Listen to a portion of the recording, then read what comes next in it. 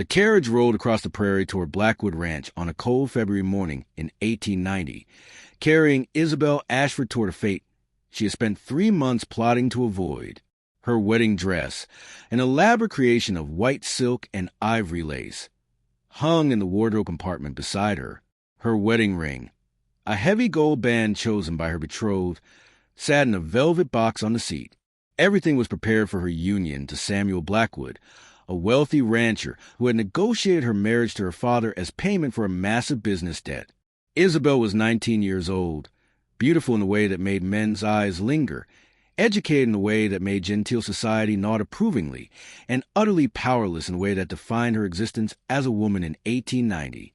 She had never met Samuel Blackwood. Her father had assured her that he was respectable, that she would be comfortable, that this arrangement was for the best.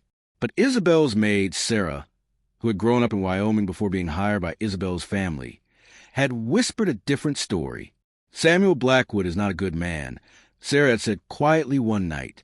My cousin worked at his ranch.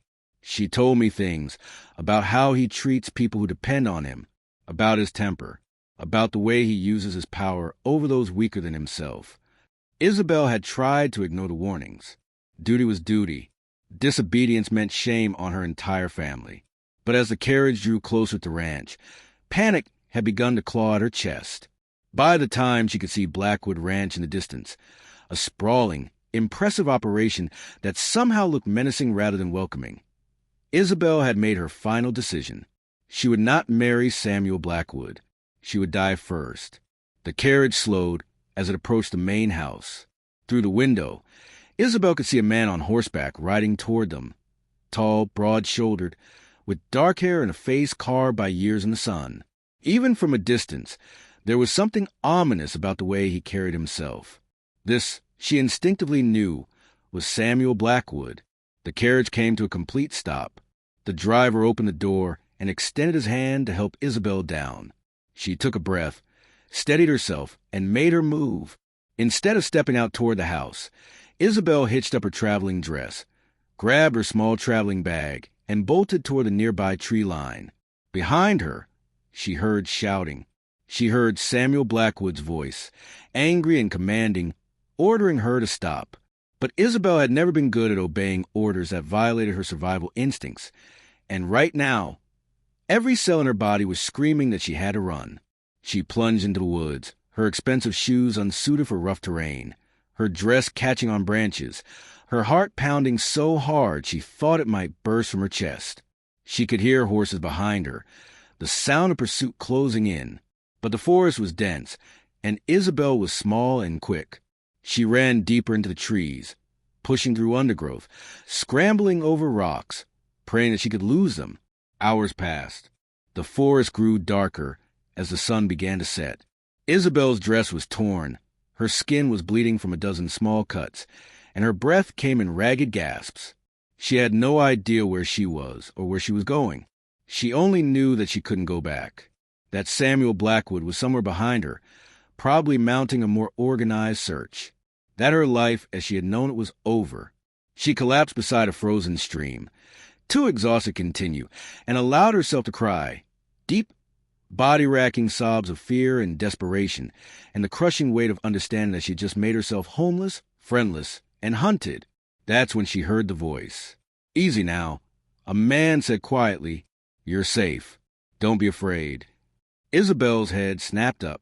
Another man on horseback, but this one was different from Samuel Blackwood. Where Blackwood had radiated menace, this man radiated calm. He was younger, perhaps 30 years old, with kind eyes and a face weathered by honest work rather than cruelty. He wore a simple cowboy's outfit, and he held his hands visible and open as he slowly dismounted. "I'm not going to hurt you," he said gently. "My name is James Colter. I own a small ranch about 2 miles north of here. I was checking on my cattle when I heard someone crashing through the forest. You look like you had quite a day." Isabelle couldn't speak. Fear and hope war within her, leaving her paralyzed. "Can I help you up?" James asked. "You're going to catch your death of cold if you stay out here much longer." Something in his voice, something fundamentally decent and unthreatening, made Isabelle nod. She let him help her to her feet, and she didn't resist when he gently placed his jacket around her shoulders. "I'm Isabelle," she said, her voice barely audible. "Isabelle Ashford. And I've just run away from my wedding." James was quiet for a moment. Then he said, "Well, that takes courage. Come on, let's get you somewhere warm. We can sort out the rest later." His ranch was small but immaculate, a testament to a man who cared for his surroundings and took pride in his work. James's housekeeper, an older woman named Mrs. Patterson, took one look at Isabelle's bedraggled state and immediately set about providing hot water for a bath, a warm meal, and clean clothes. Over the following days, as Isabelle recovered from her physical and emotional trauma, she learned James's story. He had come to Wyoming 7 years earlier, seeking solitude after a broken engagement back east. He had built his ranch through hard work and honest dealings with his neighbors. He had never married, had no family, and seemed content with his relatively solitary existence. But there was a sadness about him, a loneliness that seemed to have become such an integral part of his life that he'd stopped noticing it. "I can't stay here," Isabelle told him on the 4th day, as they sat by the fire after supper. "Samuel Blackwood will search for me. He'll come here eventually. I've put you in danger simply by being here." "Let him come," James replied calmly. "This is my land, my home, and you're under my protection now, which means he'll have to answer to me if he tries to take you." "But you don't even know me," Isabelle protested. "For all you know, I'm a spoiled girl running away from a perfectly respectable marriage because I'm too selfish to do my duty." "Are you?" James asked. "No," Isabelle replied. "But you don't know that." "I know enough," James said. "I know that you were willing to run into the wilderness rather than submit to something you found unbearable. I know that you're intelligent, that you ask thoughtful questions, that you have a conscience. Those are the things that matter." 2 weeks after Isabelle's arrival, Samuel Blackwood came to the ranch with men and guns, demanding that James return his bride. What happened next became legend in Wyoming. James stood on his porch, unarmed, and told Samuel Blackwood that Isabelle was no one's property, that she was a human being with the right to choose her own future, that if Blackwood wanted her, he would have to go through James to get her. Blackwood laughed. He had men. He had guns. He had the law on his side. Isabelle was his legal bride, or would be, if she didn't refuse him at the altar, which the law considered a breach of contract punishable by the courts. But James stood firm, and as the confrontation escalated, the neighboring ranchers, who had come to respect James over his years in Wyoming, emerged from the forest and surrounding fields, armed and ready to stand with him. They had heard the stories about Samuel Blackwood. They knew his reputation, and they were not willing to let a good man be bullied by a bad one. Blackwood left, but not before promising that the law would force Isabelle to return to him. It was true that the law was on his side, but the law in frontier Wyoming was sometimes a matter of interpretation, and James had many friends who were willing to reinterpret in his favor. Over the following months, as Isabelle's situation became known in the territory, public sympathy shifted away from Blackwood and toward her. When he attempted to use the courts to force her return, prominent citizens testified about his cruelty. When he tried to use her father's debt as leverage, a coalition of ranchers paid the debt themselves and severed Blackwood's legal claim.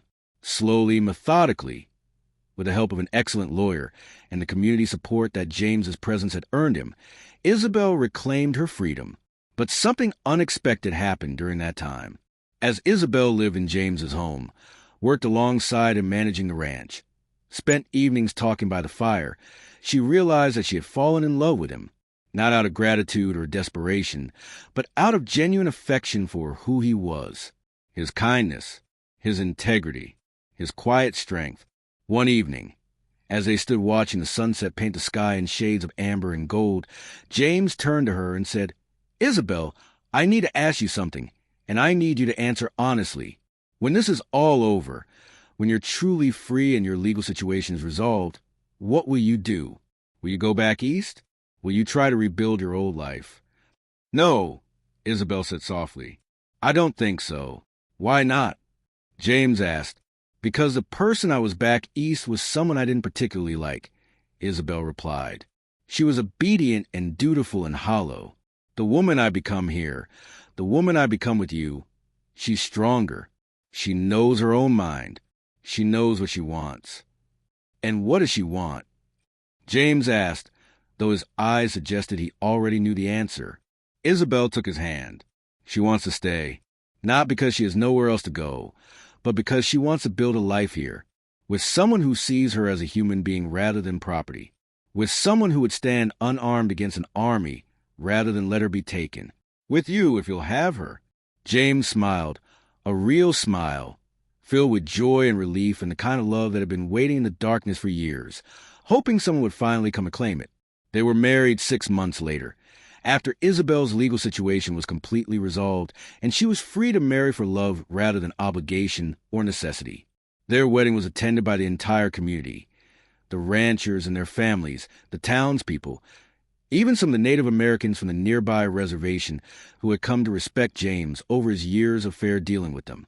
And as Isabelle stood beside James, speaking her vows of her own free will in her own voice, she thought about how close she had come to a life of quiet desperation, and how one man's willingness to offer sanctuary, not as a prelude to possession, but as an expression of genuine care, had saved her life in the deepest sense.